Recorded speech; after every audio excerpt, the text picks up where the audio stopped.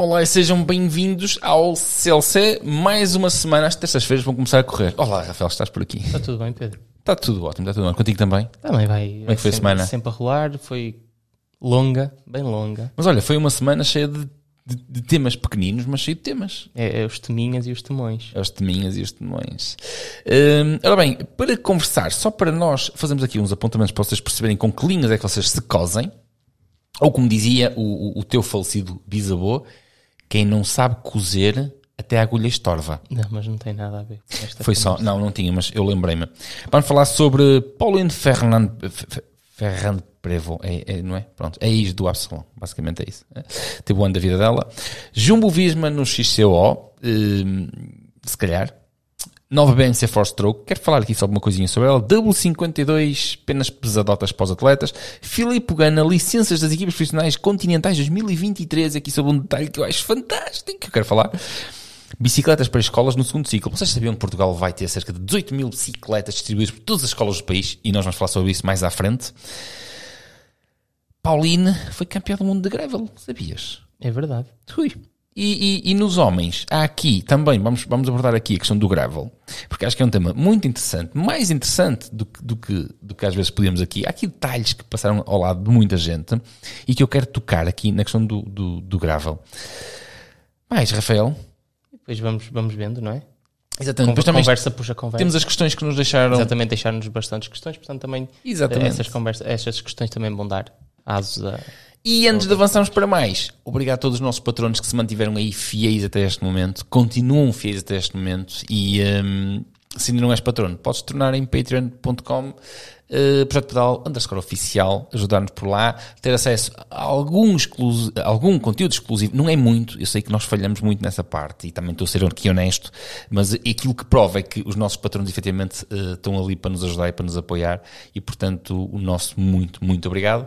E nós vamos entrar aqui para mais um CLC.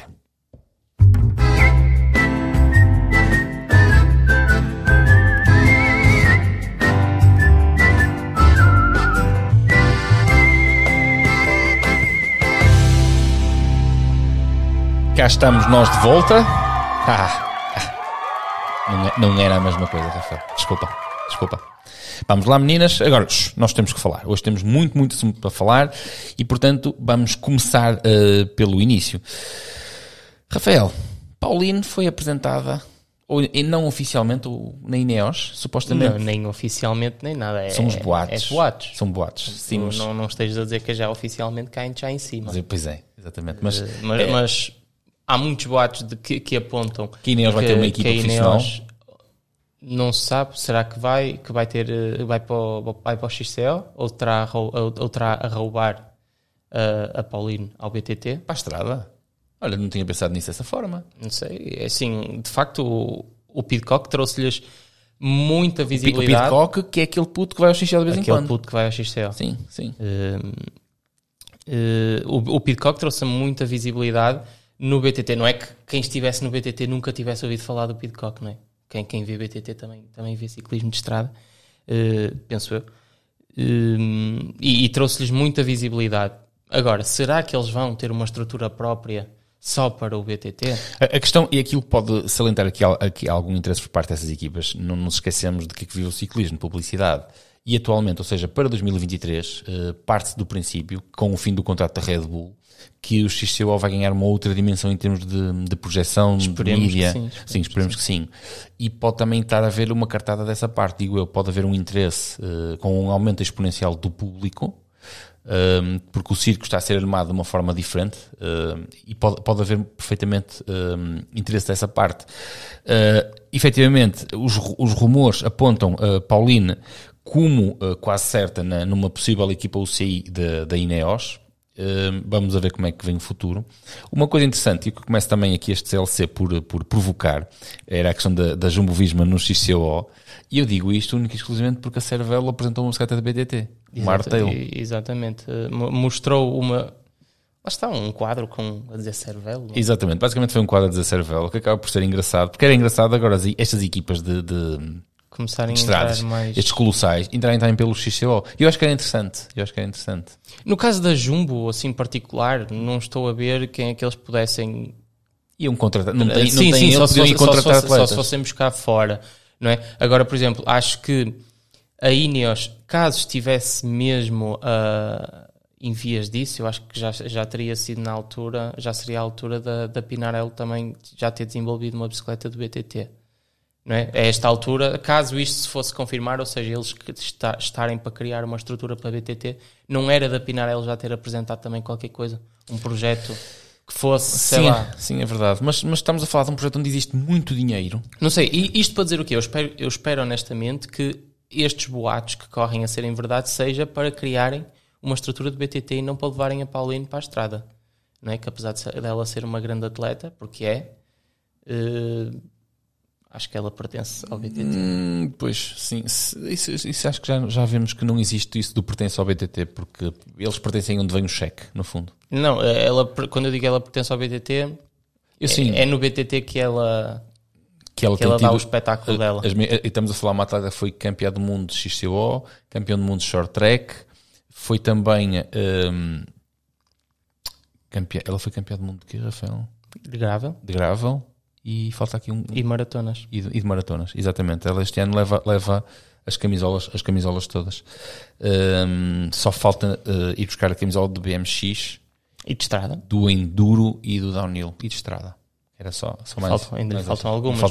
No entanto, é um ano excelente, porque tudo em que ela participou, se ela tivesse ganho os Jogos Olímpicos, tinha sido o ano perfeito para ela. Ou seja, a sequência de... Sim, efetivamente tinha sido... Os Jogos Olímpicos foram este ano. Os Jogos Olímpicos foram o ano passado. O ano passado, pois. Portanto, tinha sido efetivamente o ano perfeito. Vamos ver como é que a coisa corre. Entretanto, eu já lhe mandei uma mensagem a dizer: Pauline, beijinhos, muitos parabéns. Tiveste muito bem. Entretanto, por falando na Pauline, também tivemos o lançamento. A BMC lançou a nova Force Stroke. Não sei se tu tiveste a oportunidade de ver. Tive e gostei muito do que vi, porque gostaste? Pessoalmente, eu pronto, lembra-se que isto é de opinião e não me insultem. Eu não gostava da última. Nunca achei muita piada a BMC à Force Stroke, por causa umas linhas muito pau. Está bem que aquilo é o normal da BMC, mas acho que não gostava muito da Force Stroke antiga. Desta já gosto mais. Eu consigo compreender a opinião não é assim a minha bicicleta, não é bicicleta de sonho, mas eu consigo compreender a tua opinião. Nem a comprava, atenção, se tivesse essa oportunidade. Acho que estás a dar um tiro no pé, mas pronto, não sei. Ok, BMC linda. Não. Eu acho que consigo compreender a opinião do Rafael, dizer eu gosto desta, não gosto da outra, porque eu acho que a BMC desenhou uma Specialized da Epic linda. Não acho. Não é? Ok, prontos. Não é uma cópia exata. Efetivamente não é. Então, mas no fundo passou para a mesma liga da então, Epic. Mas se tu começares a ir por aí, todas as são bicicletas... Estão muito iguais.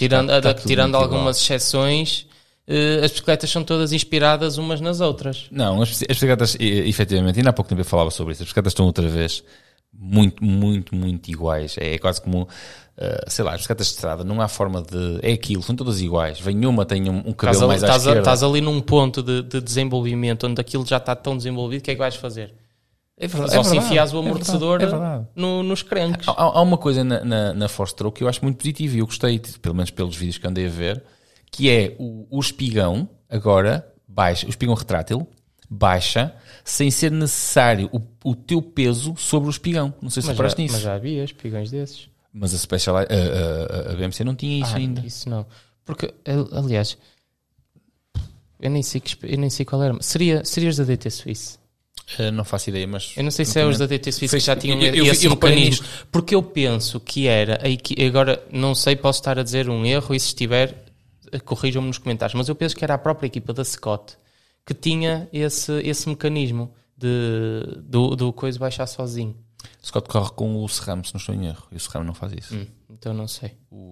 Estou a enganar. Eu sei que vi em algum sítio, acho que era mesmo a equipa a falar disso, porque poupavam ali aquela coisa de fazer o agachamento. Sim, o atleta pode ir em pé e não tem que estar a sentar-se para empurrá-lo para baixo. Acho isso aí. E atenção, eu gostava muito da BMC antiga. Tu não gostas, mas eu não lhe achava. Eu gostava imenso. Gostava imenso da bicicleta. Por acaso gostava.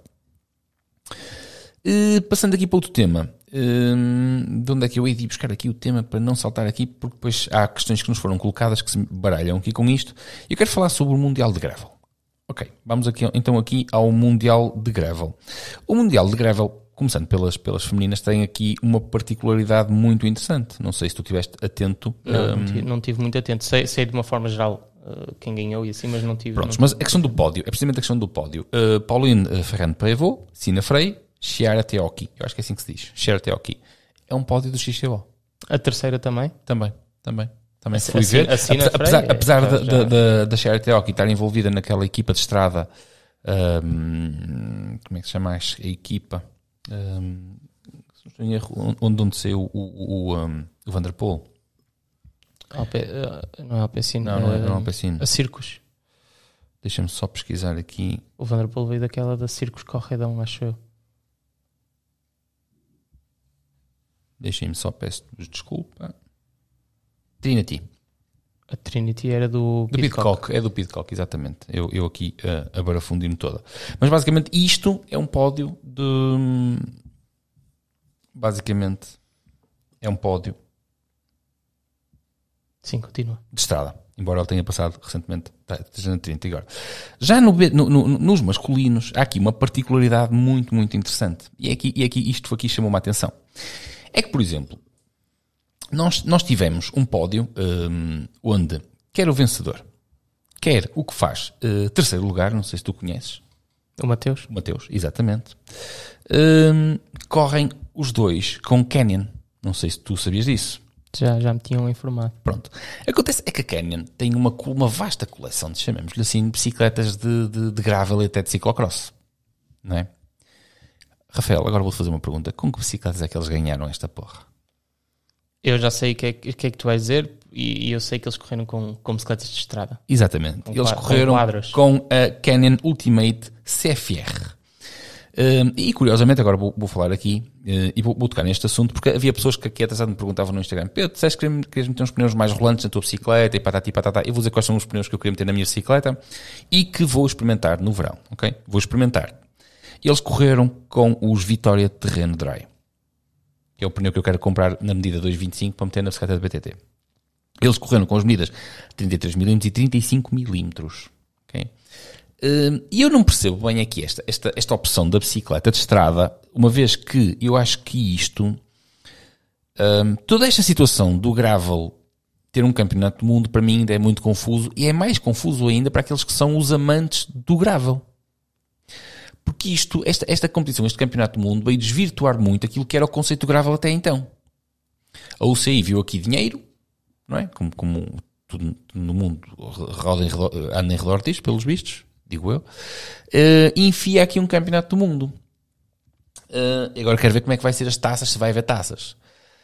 E isto não veio ajudar, por exemplo, marcas como a Canyon, que estava a investir muito na questão do gravel, okay? Com bicicletas específicas, e tem atletas oficiais que vêm e em vez de correrem com as bicicletas específicas, correm com as bicicletas de estrada deles. E deixa-me ver se eu consigo passar aqui, afinal de contas, o que é o gravel? Percebes? Eu percebo. O gravel é o espírito daqueles que se manifestaram contra este campeonato do mundo, que dizem, não, o gravel não é bem uma espécie de turismo, mas é autonomia, são provas de vários dias, é coisa desse género, ok? Ao final de contas, o gravel é uma espécie de Paris-Roubaix com mais terra. O que é que fica aqui? O que é o gravel, afinal? Eu acho que ainda ninguém sabe muito bem o que é o gravel. Ainda está... Foi só uma oportunidade económica, ponto final. Acho que sim. Acho que foi uma maneira. A UCI viu nisto que isto é uma moda muito grande, não é? E... Tu disseste uma palavra que vai haver pessoal a insultar. É uma moda. Lá está eles dizer que o gravel é uma moda. Como tudo. Né? Como tudo, quando aparece e tem assim o boom, é uma moda. Depois essa moda se mantém durante muito ou pouco tempo, isso depois depende. Mas eu acho que o CI viu esta moda como uma grande oportunidade e investiu forte nisso. Agora, se eu vejo isso com bons olhos, acho que não. Acho que não, porque a maneira como eu vi o gravel a crescer foi... lá está, é o que tu estás a dizer. A malta mais relaxada, mais descontraída. Mais na desportiva do que... Pá, não queria, é malta que não queria a competição para nada. Percebes? E agora já há competições disto. E eu depois, eu por acaso, eu tive pouco atento a este tema, mas um percurso de gravel é que é uma prova de estrada com mais setores em terra, não é? É isso que fica aqui muito por perceber. O que é um percurso de gravel? É uma maratona de BTT? Não chega a ser ciclocross? Não é? É uma maratona de BTT? Com mais quilómetros? Não, eu acho que não é BTT. Porque também não é uma maratona de BTT porque tu viste pelas bicicletas que eles usaram que não é uma maratona de BTT? Sim, lá está, é uma prova de estrada com mais secções em terra em terra. E erva. Isto fica aqui muito por explicar, para desvirtuar. Ou seja, queriam fazer aqui um campeonato de monte gravel, mas não saiu nada. Isto francamente não saiu aqui nada. Não sei, isto saiu porque trouxeram a mesma coisa que nomes olha, a participar nisso. Sim, é verdade. E nesse aspecto conseguiram trazer grandes nomes e tudo mais. Mas a disciplina em si fica indefinida. Olha, queres carne ou queres peixe? Queres carneiros? É assim um bocadinho. Porque... E a questão que eu coloco aqui, e por isso é que eu falei na questão da Canyon, é que mesmo para a marca, eles foram tirar nos pés, porque eu não percebi.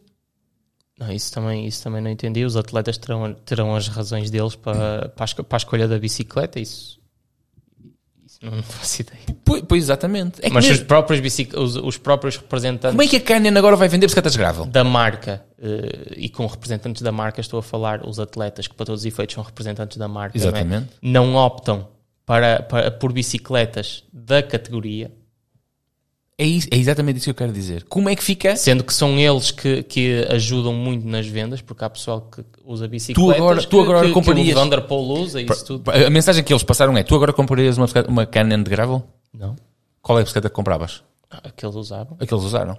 Que mostrou que é eficiente, que serve, que funciona. O que é que faz? Troca-lhe os pneus. Exato. No fundo foi o que eles fizeram. Ou seja, é isto, é esta indefinição da própria disciplina que ninguém percebe bem o que é que isto é. Ok? Ninguém percebe bem o que isto é. E mesmo os próprios atletas mostraram que isto é apenas uma prova de estrada com mais terra. Com um bocado mais terra, com mais terrato. Neste campeonato do mundo eles ainda trouxeram grandes nomes. Trouxeram a Pauline, a Sina. Nas mulheres ainda trouxeram uma carrada delas. Nos homens, Van der Poel. Trouxeram o Sagan. Trouxeram ainda alguns nomes. E pronto, conseguiram juntar ali algum público. Sim, em termos de espetáculo conseguiram e de uma forma geral, ou seja, acho que o evento até foi um sucesso nesse aspecto. Estás a ver? Trouxeram muita gente. Sim. É um ambiente diferente. Lá está, eu vou voltar aqui no mesmo. Parece que é um ambiente diferente para uma prova de estrada. Embora nas femininas, é como eu disse, foi o BTT que levou aquilo avante.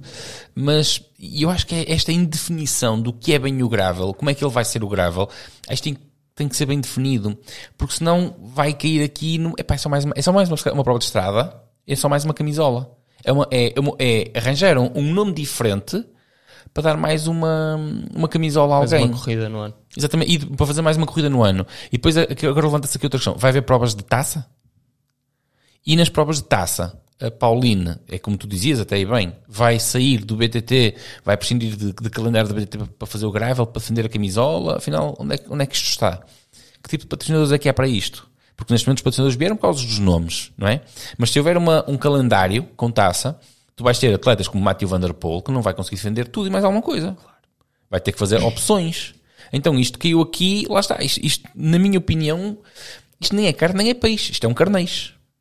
É? E atiraram tudo para o prato com a ganância, porque eu vejo aqui como ganância de pegar numa modalidade que pegou, que as pessoas gostaram, não é?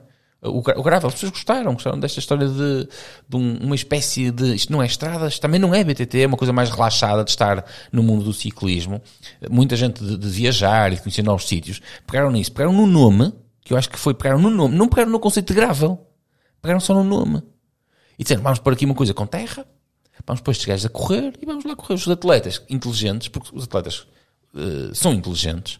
Houve uns que disseram, toma lá, vais correr com esta bicicleta, que eles têm a opção de escolher. Os gajos mais endinheirados disseram, não, eu escolho a bicicleta. Não é? E foram correr aquilo. E eu não percebo como é que a própria marca não disse, não, vocês, se isto é o campeonato do mundo de gravel, nós temos bicicletas de gravel, e vocês vão correr com elas. Eu não estou a dizer que foram as marcas todas, porque eu não estive a analisar os atletas todos, estive a analisar aqueles que estiveram no pódio e que saltou mais à vista aquilo que eles fizeram, porque é aqueles que depois servem como referências, não é? Lá está. Por exemplo, lembras-te aqui nós há relativamente pouco tempo até dissemos assim, se calhar sou capaz de comprar uma bicicleta, vamos comprar uma bicicleta de estrada em 2023, se calhar compramos uma bicicleta de gravel e fazemos as duas coisas. Ciclocross, não. Desculpa, que falou-se na questão do ciclocross, compra-se uma bicicleta que dê para fazer, trocando só os rodas e dá para fazer as duas coisas, não é? Neste momento, depois de ver isto, se eu pensasse a mesma coisa, já tiramos a ideia, a questão do ciclocross, não é? Mas se pensássemos a mesma coisa, eu dizia, não, esquece lá, eu compro uma bicicleta de estrada, meto-lhe uns Vitória de terreno, está feito. Está feito. Estás bem, Rafael? Está tudo bem. Pronto. Basicamente é isso. Que as pequenas questões que nos foram colocadas? Não, antes disso, tu falaste em ganância ao bocado. Podemos falar então de Filipe Gana. Filipe Gana. Gostaste da transição? Tu estiveste muito bem. Filipe Gana que colocou o recorde da hora noutro patamar, que ele próprio diz que foi mesmo outro patamar. Deixem-me só vir aqui ver quanto é que foi. O Filipe Gana colocou então o recorde na hora nos 56 km 792 metros. Recorde da hora, que isto é um teste FTP autêntico, não é? Se nós quiséssemos ter a certeza de quanto seria... É possível ter a certeza, mas se nós quiséssemos ter, se fosse possível fazer isto, é exatamente, é pôr um atleta a pedalar 1 hora no máximo. Sabes que neste momento estás a faralhar a cabeça de muita gente ali daquele lado, porque tu tens aplicações como o Zwift, por exemplo, que vieram faralhar a cabeça das pessoas e vieram pôr testes de FTP de 20 minutos. E as pessoas acham que um teste de FTP tem 20 minutos. É assim, na realidade tu podes fazer uma... pequena alteração. Não, imagina, há o teste dos 20 minutos. A verdade é que é, mas o teste dos 20 minutos não passa de uma estimativa. Não é um valor, nunca vai ser um valor ajustado à realidade, porque o teste dos 20 minutos é basicamente fazer um aquecimento, 20 minutos no máximo, que ninguém consegue fazer 20 minutos no máximo, da mesma maneira que ninguém consegue fazer 1 hora no máximo. Eu não sou Filipe Gana. Mas mesmo assim, ele não deve ter feito 1 hora. Ele disse que não gostava de repetir outra vez porque não queria voltar a passar 1 hora como a que passou. Mas isto, se calhar ele até se aproximou ao máximo, que eu acho que ninguém consegue estar 1 hora ali, os 60 minutos no máximo. Acho que é fisiologicamente impossível, o teu corpo não permite isso. Mas também são atletas muito treinados, percebem muito bem quais são os seus limites e sabem levar o corpo muito aos limites. Mas o teste dos 20 minutos é fazer os 20 minutos e depois fazeres o cálculo a 95% do teste, ou seja, retirares 5%, teoricamente dá-te o teu FTP. Não é um valor real nem ajustado à realidade. Para fazer testes de FTP é importante falar com profissionais que percebam disso e que saibam fazer testes de FTP em laboratório, que são sempre mais fidedignos do que aqueles que se fazem na rua. No entanto, pegando aqui no tema, 56, 792 km. É muito quilómetro.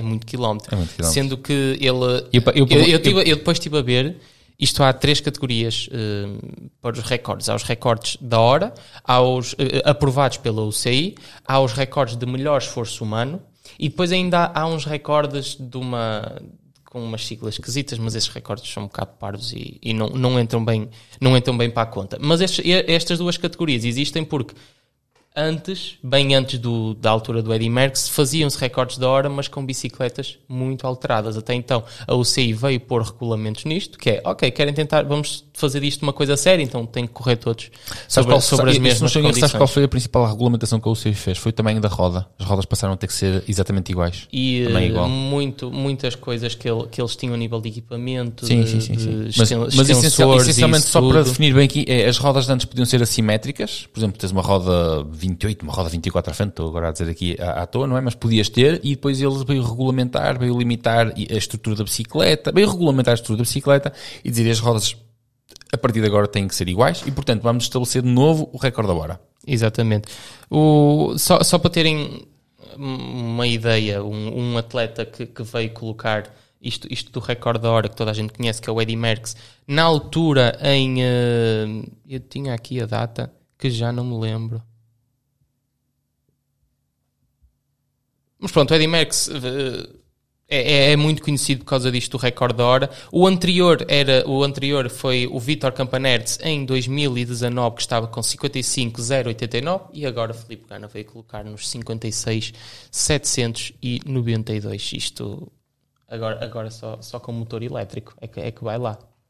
Olha que eu acho que nem no motor elétrico. 56 km/h É muita fruta. durante 1 hora. É muita fruta. É muita coisa. Pensar que isso é potenciado pelo poder humano, pela força humana, é de se lhe tirar o chapéu. Isso efetivamente é a nata da nata. E porque nós estávamos aqui a falar em off, o primeiro recorde da hora foi pouco mais que 35 km. Sim, mas estamos a falar em 1800 e quê? Sim. 1890 e qualquer coisa. Possivelmente ainda os raios eram de madeira. Talvez eles usarem, sei lá, pratos pai 50. Eles não deviam ter muito conhecimento na altura. Era monopinião. Certeza que era monopinião nessa altura. Certeza que a Shimano ainda não, e a Campanolo ainda não estavam lá a fazer material. Mas 35 km/h. Rafael, mudando agora aqui um bocadinho o tema, entrando noutras questões que nós também vamos falar, a Federação Portuguesa de Ciclismo aceitou as seguintes estruturas ao Estatuto de Equipa Continental UCI para 2023, que é a ABTF Betão Feirense, Clube de Ciclismo Tavira, FAPL Cycling, Glass Drive Q8 Annie Collar, Kelly Simoldes. Sim, isto para dizer que a W52 não foi... Já agora deixa-me dizer o resto das equipas. Não foi aceito. Sim, mas as equipas vão ser as mesmas. Rádio Popular Paredes Boa Vista, Tapfer Mortágua, Ovos Matinados. Eu gosto de dizer ovos matinados. As equipas vão ser exatamente as mesmas, a Viludo, com exceção de uma. Lultano e a W52. Foi remetido para a decisão da UCI. Que eu acho que isto... Epá, eu tenho que dizer que isto cai mal. Cai muito mal. Atenção que a minha opinião desconhece. Ou seja, eu desconheço se existem aqui questões legais que possam, de alguma forma, impedir a Federação Portuguesa de Ciclismo de negar a licença logo à partida. Okay? E posso sustentar esta questão com outras que eu falo mais à frente. Não havendo questões legais, eu acho que a Federação Portuguesa de Ciclismo devia ter tido a atitude de dizer logo à partida não. De salientar que foi a própria UCI, teve que ser a própria UCI a vir retirar a licença à W52. Enquanto que ainda se andava aqui a ponderar, vamos à volta a Portugal, não vamos à volta a Portugal, vamos contratar atletas aí a correr, não é? E andava até a discutir se haveria possibilidade de haver uma volta a Portugal sem a participação da W52, não é?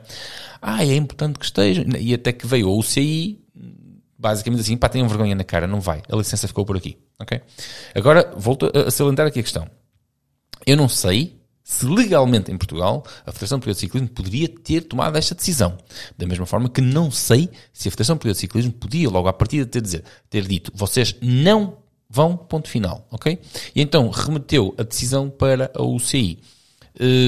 Uma questão que eu acho aqui muito interessante e digna de questionar, pelo menos eu questiono-me, que é, Rafael, quando existe doping numa equipa, e principalmente doping a este nível, não é?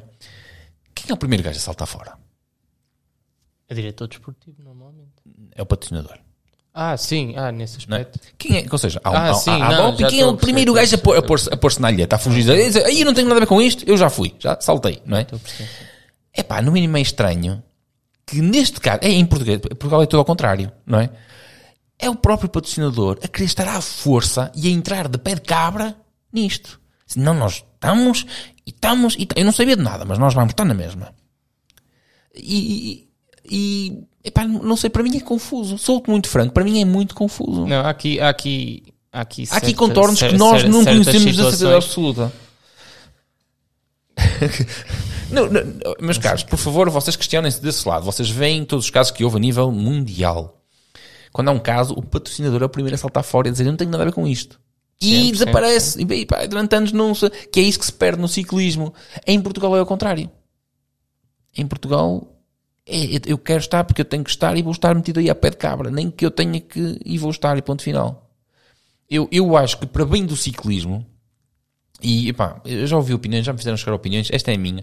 Para bem do ciclismo, eu acho que todos aqueles nomes que estiverem envolvidos, e agora vou salientar aqui uma coisa que é para que não se esquecerem.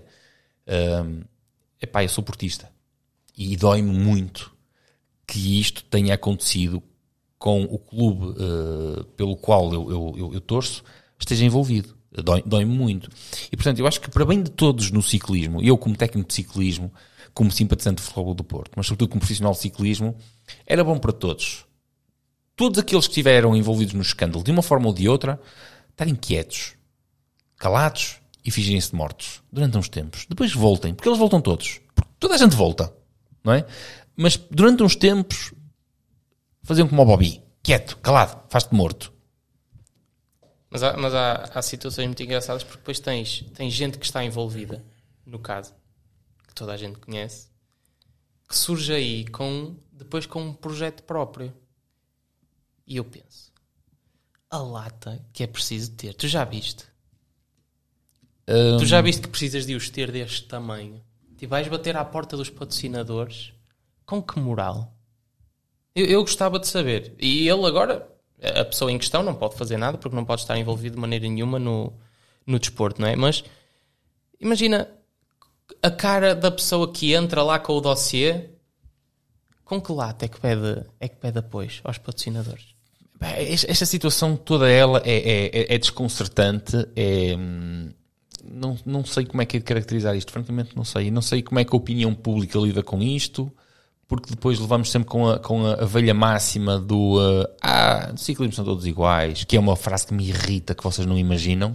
É a mesma coisa que vocês no vosso trabalho, não é? Vocês terem 2 ou 3 colegas que são corruptos e eu digo assim, não, eles são todos iguais. Mas são a verdade é que é isso que eles fizeram que acontecesse, porque a W52 era a maior referência de ciclismo em Portugal, para quem não vê ciclismo, não é? E quem faz esse juízo de valor é quem não vê ciclismo. Sabes que e a W52 era a maior referência de Portugal. À medida que o futebol começa a perder interesse, os treinadores de bancada do futebol estão a passar para o ciclismo.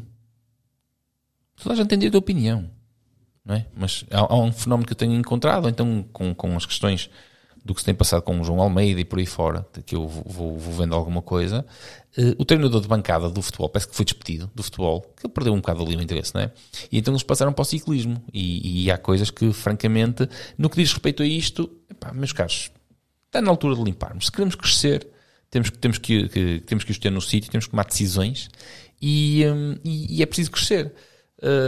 E é preciso saber largar o que tem que ser largado. Neste momento, acho que não existe espaço para nós falarmos de um ciclismo limpo e metermos depois novamente a W52 ao barulho. Acho que neste momento devia saber afastar-se.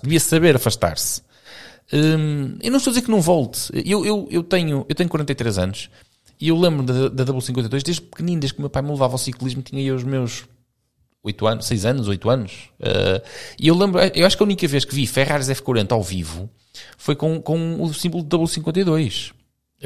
E os testes à roça, eu lembro perfeitamente disso e manteve essa tradição e pronto, eu acredito e defendo a tradição que tem no ciclismo, mas acho que neste momento, neste ano, francamente, deviam estar quietos, voltavam para o ano com outros parceiros, com outra solução, com outros atletas, para tentar efetivamente dignificar o ciclismo, mas francamente tentar entrar à machadada desta forma, a Federação Portuguesa de Ciclismo ter que remeter para a UCI a integração da licença ou não.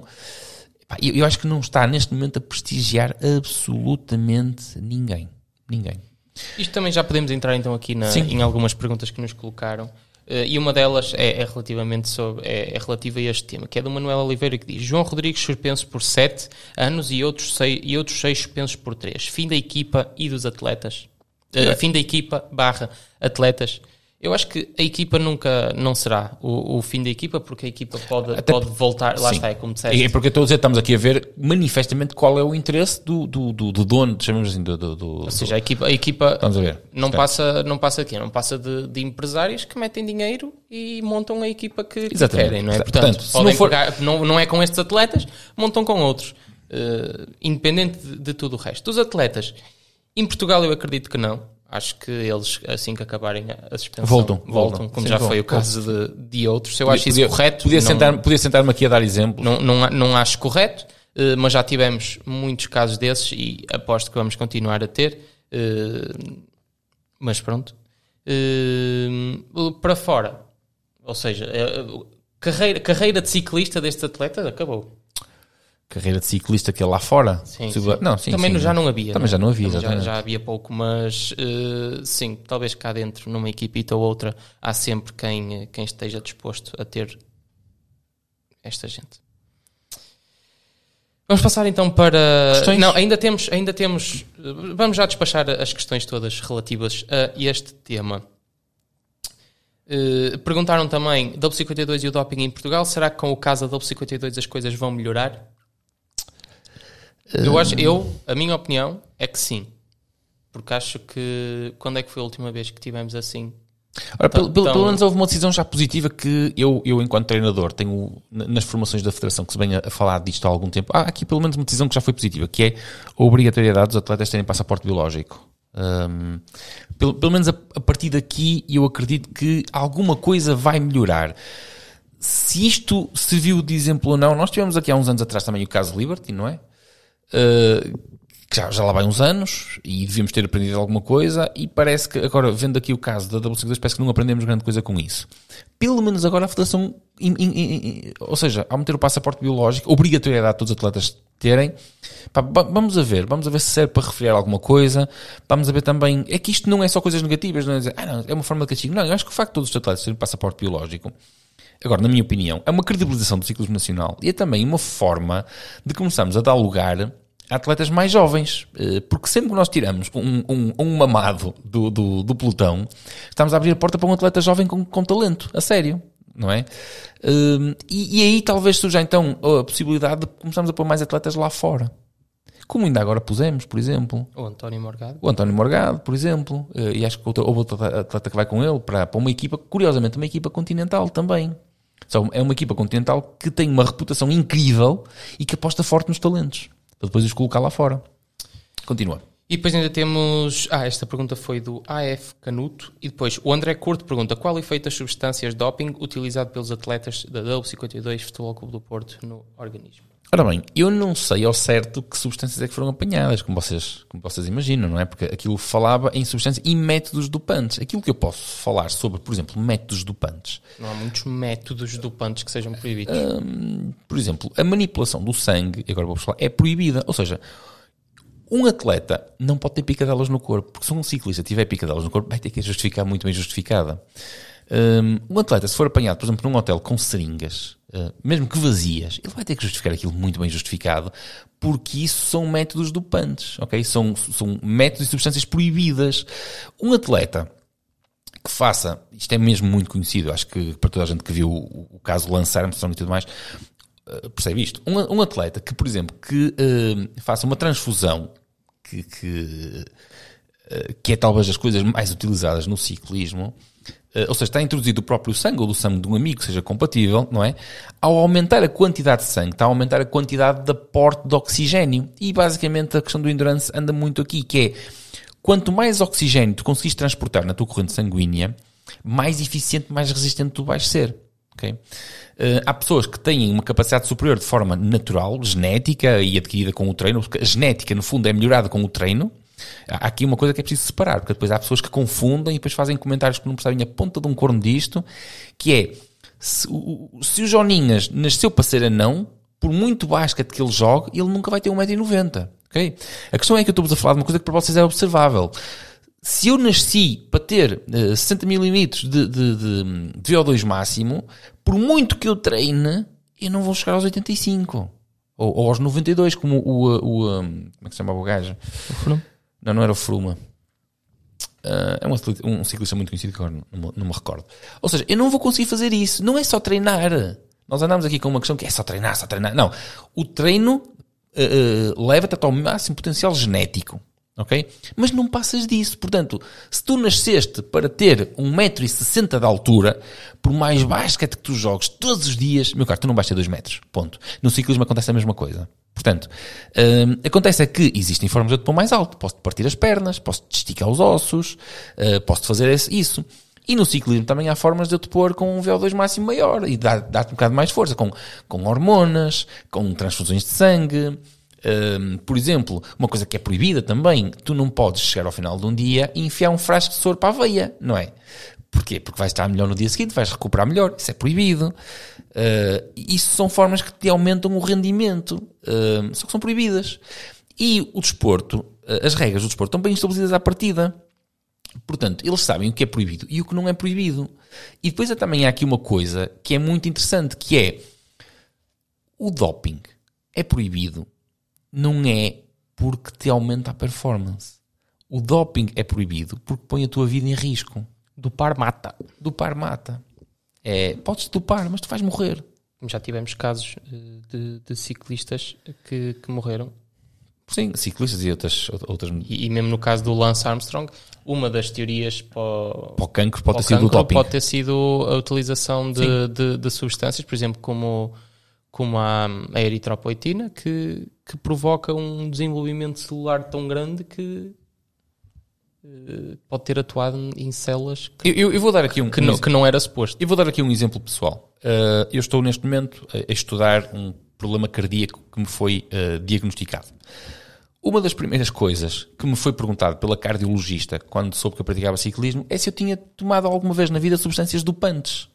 Ela disse-me, porque as substâncias dopantes podem originar esse tipo de problema.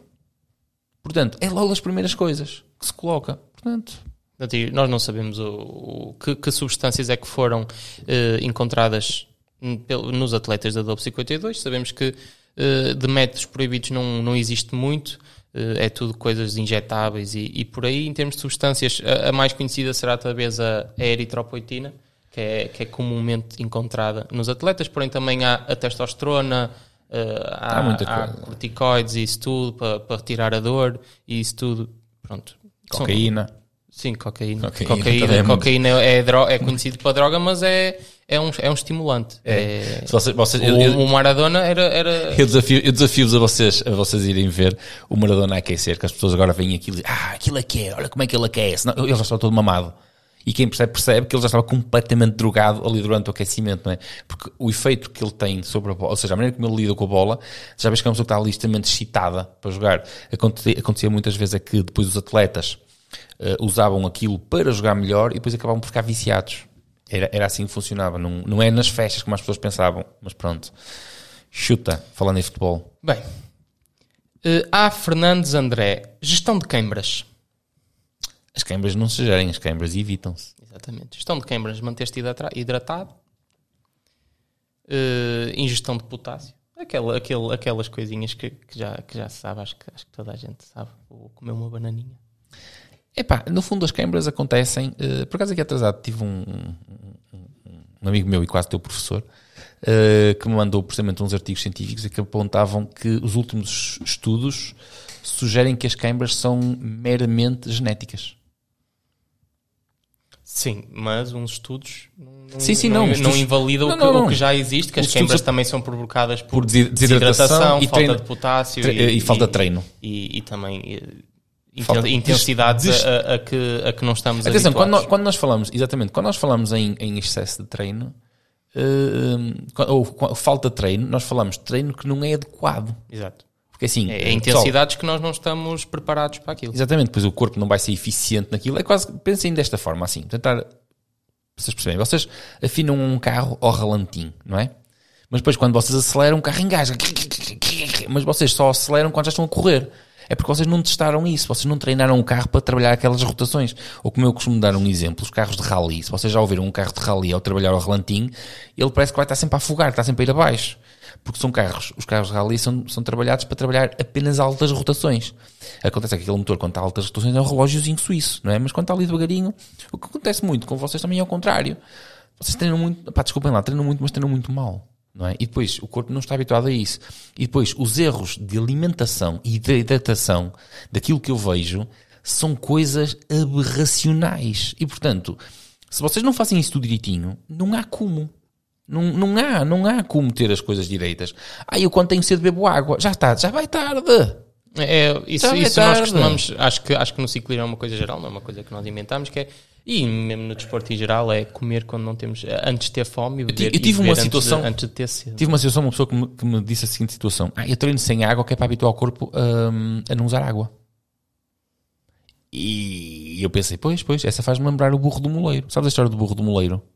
Que era, o burro comia muito, então o moleiro começou a educar o burro para ele comer cada vez menos. E um dia o burro morreu. E o moleiro disse assim, porra, agora que o gajo não comia há uma semana é que morreu. Percebe? Uma piada para dizer que não. O corpo pede água, tem que se lhe dar água. Pessoas que vão treinar 4 horas. Foste treinar 4 horas. 4 horinhas ali a dar-lhe bem. E água? Levei muito, levei 2 bidões. E ainda cheguei com meio a casa. Disse, porreiro, pá. Continua assim. Digo mais nada. Continua assim.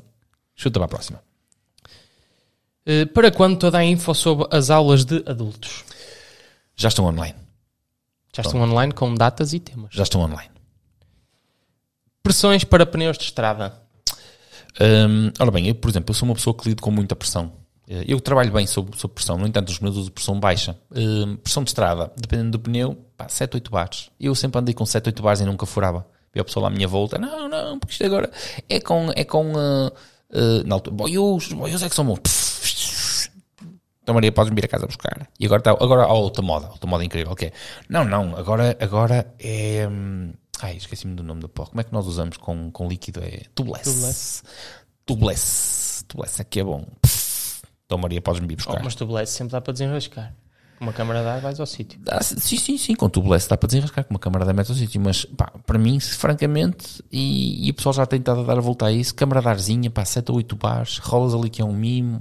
Sim, mas se nós furarmos atualmente também na nossa de BTT, também ligas à Maria para te ir buscar. Tenho mousse. E o que é que fazes com a mousse? Bem em cima dela. Aqui atrás estava a rolar num noturno em cima de mousse, nem dei conta dela.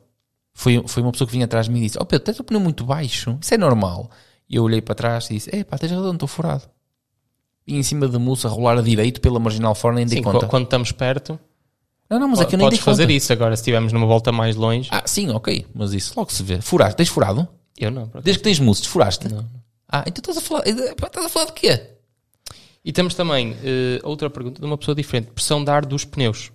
Ou seja, pressão de estrada acabamos de dizer. Sim. De BTT vamos depende. dar uma aula para pressão de pneus. É muito depende da situação onde vamos usar os pneus, da meteorologia que estiver, se vamos usar mais, se vai ter, por exemplo, onde é que nós mexemos muito na pressão dos pneus? Quando estamos em época competitiva, não é? Andamos sempre em muitas provas. Ainda aqui atrasado, fiz um vídeo sobre a Margarida, onde mostrei a pressão de pneus que eu uso. Sim, mas não é tu não usas aquela pressão de pneus sempre. Uso. Ponho mais 0.1, mais 0.2 no máximo dos máximos. Se fores fazer uma cena pessoal, mais eu tenho um vídeo, andas ali aos saltos. Não, pessoal, eu tenho um vídeo, não ando aos saltos. Eu tenho um vídeo sobre a Margarida, que é sobre as rodas dela, e tenho que acabar esses vídeos. Vocês podem lá ver as pressões que eu uso. E esses que eu uso é as que ele usa. Porque quando o Rafael não usa as pressões que eu lhe digo para usar, tem asneira. Aconteceu isso, por exemplo, quando partiu o pulso. Eu disse, a suspensão não é com essa pressão, Rafael. Ele, que eu é que sei. E depois de ele partir, eu fui ao pé dele e mostrei-lhe, estás a ver o que é que faz? No chão, eu ainda no chão. E ele não foi no chão, foi no quarto. Falar sobre a alimentação antes de uma prova da BTT 50 km, durante a prova e depois. 50 km é uma consulta de nutricionista. É uma prova curtinha. No entanto, 50 km é sempre uma prova. Não há. Espera aí, quem é que fez essa pergunta? Jorge Couto. Jorge, desculpa, não há resposta para esta pergunta. Porque assim, não adianta falar sobre a nutrição da prova se tu antes da prova é para comer o que te apetece. Quer dizer, na semana a seguir. Olha, vamos cá ver. Na segunda-feira foste à francesinha, ok? Na terça-feira comeste rojões.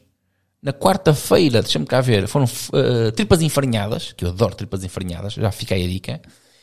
Na quinta-feira até comeste um peixinho, não é? Foste comer com um amigo fora, até comeste um peixinho. Sexta, feijoada, não é? No sábado vais comer alface porque no domingo tens uma prova. Não é assim.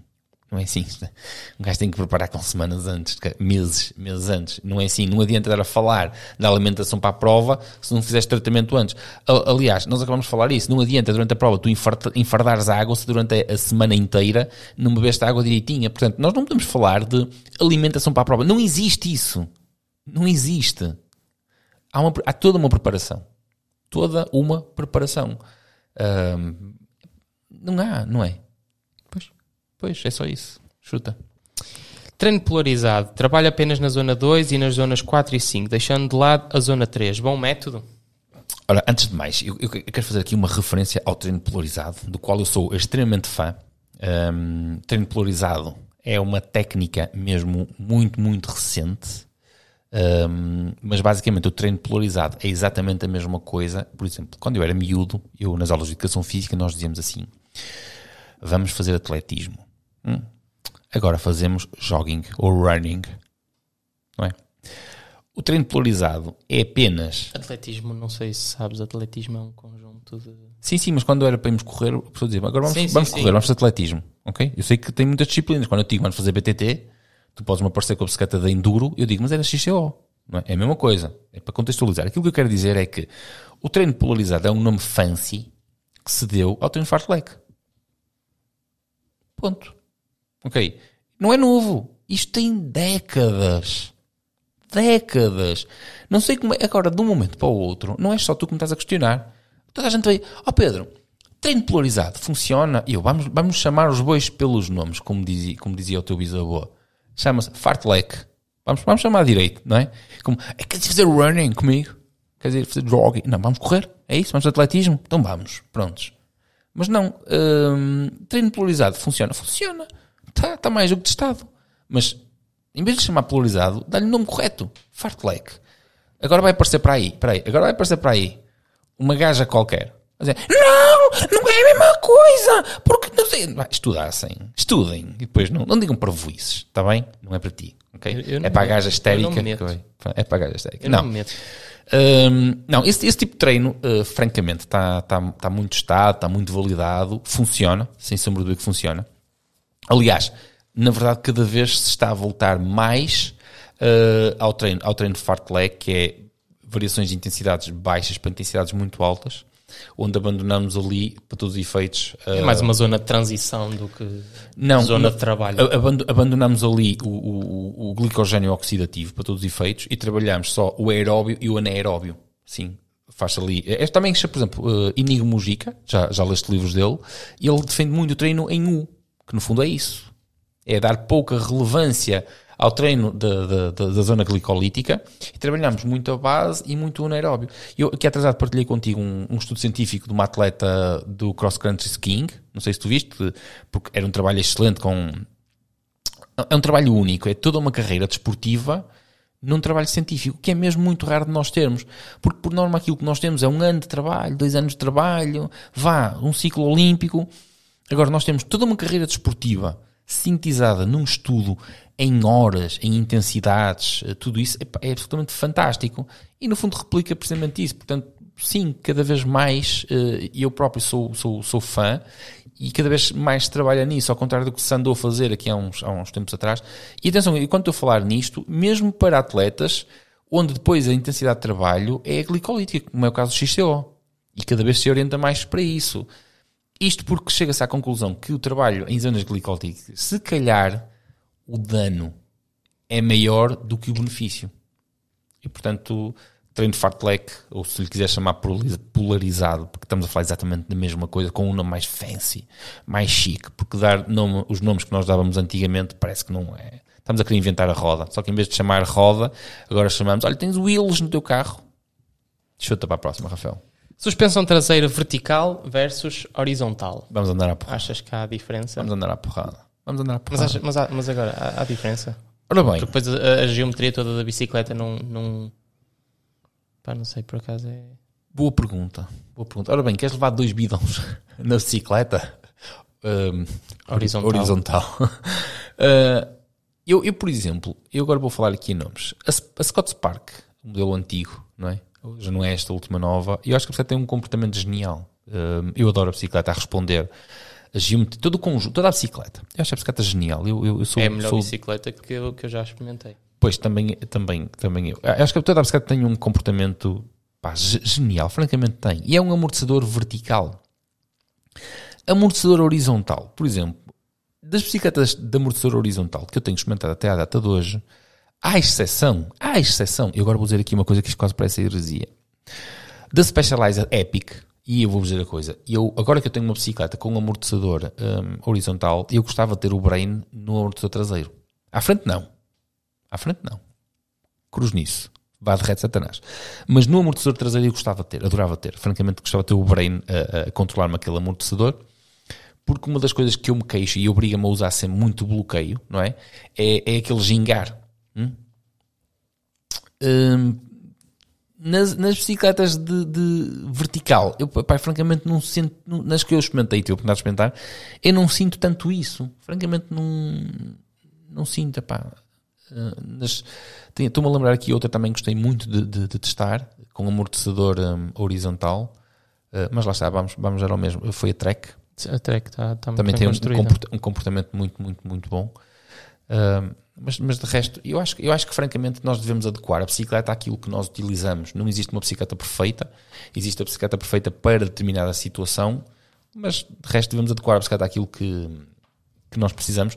E eu, com alguns ajustes, com algum trabalho, consegui ajustar a Margarida, que neste momento eu acho que tem um comportamento perfeito para mim. Adoro a bicicleta, adoro o comportamento dela. Também, é óbvio que também me habituei à forma como ela reage, isso também é muito importante. Mas basicamente é isso. Chuta. Vamos terminar então aqui com uns conselhos do Viva Melhor, que é o patrocinador deste vídeo. Mas eu não Sumo de beterraba, melhor o rendimento? Opiniões sobre a beterraba. Por acaso, gosto muito, numa boa saladinha, bem temperada, umas pedrinhas de sal, um fiozinho de vinagre. Há trabalhos nisso que dizem que sim, que o sumo de beterraba melhora imenso em atletas não treinados. É aquela coisa... Mas mesmo em atletas não treinados são coisas muito residuais. Em atletas treinados, não... Ou seja, acho que... Por acaso nunca li nada sobre isso em atletas treinados. Mas a opinião que eu tenho é que não deve melhorar nada. Não, isto aí para explicar. A beterraba é um vegetal. Não é? Sim. Mas não é? É. Pronto. Tem lá uns... Tu devias ter a obrigação de saber isso de cor neste momento. Estou-me a tentar lembrar do... Nitratos. Tem os nitratos, que depois, após os processos todos, são convertidos em óxido nítrico. E o óxido nítrico ajuda, por exemplo, na vasodilatação. Né? Só que em atletas treinados eles já têm isso tão desenvolvido. É isso. Que não vai fazer praticamente nada. Agora levanta-se aqui uma questão. Isto é uma... Eu não vou responder essa questão. O que é um atleta treinado e um atleta não treinado? Estou a falar em atletas de elite. Sim. Nós quando falamos de atletas de elite falamos de atletas não treinados, não é? Mas, por exemplo, há muitos atletas amadores, eu conheço alguns, que trabalho com alguns, que são amadores e são atletas extremamente treinados. Só que são atletas extremamente treinados que de segunda a sexta são arquitetos, são médicos, são engenheiros, mas têm um ritmo de horas de treino que faz com que sejam corpos extremamente bem treinados, não é? Não adianta estarmos aqui a beber sumo de beterraba para treinarmos à segunda-feira se me apetecer ou à quarta quando me apetece, ou seja, se não houver uma consistência no treino. Porque, acima de tudo, o corpo humano não conhece a segunda e o domingo, ele conhece estímulos repetidos. Não é? E vocês ou dão essa repetição de estímulos ou então não têm o suposto treino que vocês estão à procura. Há trabalho, e já me passaram trabalhos pela mão que mostram que o sumo de beterraba efetivamente traduz-se em benefícios sentidos. Ok? Mas é como tudo, se tu tiveres uma alimentação mais correta, se não for só para a questão da suplementação, porque depois existe sumo de beterraba em suplementação. Sim, e tal como a beterraba tem, não é só a beterraba, por exemplo, acho não, tenho a certeza, a alface e o espinafre também têm exatamente o mesmo coisa que eu acho que a alface não, mas não sou nutricionista. Eu acho que já li qualquer coisa que a alface também tinha e o espinafre também tem. É assim, é aquela coisa, mal não faz, não é? Agora, se vocês vão tomar sumo de beterraba todos os dias às 6 da manhã e ao fim de um mês estão a andar feito motas, não. É. Porquê? Porque é tudo um conjunto de coisas. É aquela coisa, por exemplo, na aula tive uma aula de agora na faculdade e um dos mitos que disseram que é ir ao ginásio, o exercício faz perder peso. Mentira, mas toda a gente acha que é o exercício que faz perder peso. Só que, por exemplo, quando alguém se inscreve num ginásio, normalmente não se inscreve só num ginásio, depois em casa também tenta ter um estilo de vida mais saudável, não é? Mas, no entanto, depois pensam sempre que é o exercício o responsável pela perda de peso. A mesma coisa, a beterraba não vai fazer milagre. Eu pensei que tu me ias dizer que estar inscrito no ginásio fazia perder peso. É que não, por acaso eu já tentei. Eu estou inscrito há 6 meses e não perdi nada. Tenho um dia de espaço lá no ginásio para perguntar porquê. Eu tentei já. Porque isto não está a funcionar. Rafael, mais alguma questão? Não, estamos conversados. Pronto, gente boa. Foi mais uma hora de bitites e nós voltamos na próxima terça-feira. Deixem ficar as vossas questões, porque nós vamos tentar responder. Está bem? Grande abraço e beijinho para as primas boas. Nós voltamos próxima terça-feira. Como beterraba.